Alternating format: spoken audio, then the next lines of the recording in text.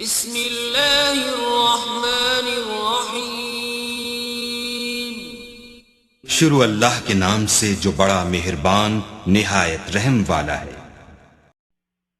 इन्ना रब्बक यअलमु अन्नका तक़ूमु अदना मिन सुलुसैल लैल व निस्फहु व सुलुसहु व ताइफतुम मिनल लज़ीना मअक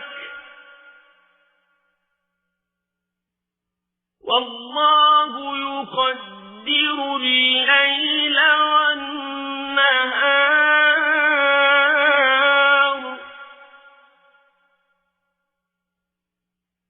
علم أن لن تحصوه فتاب عليكم فاقرؤوا ما تيسر من القرآن علم أن سيكون منكم مرضى وآخرون يضربون في الأرض يبتغون من فضل الله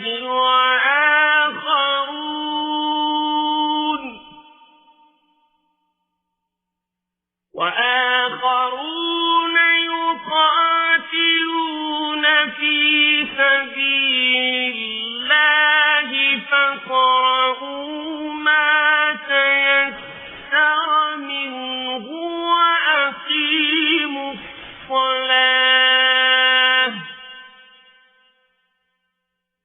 وأقيموا الصلاة وآتوا الزكاة وأقرضوا الله قرضا حسنا وما تقدموا لأنفسكم من خير تجدوه عند الله هو خيرا وأعظم أجرا واستغفروا الله إن الله غفور رحيم।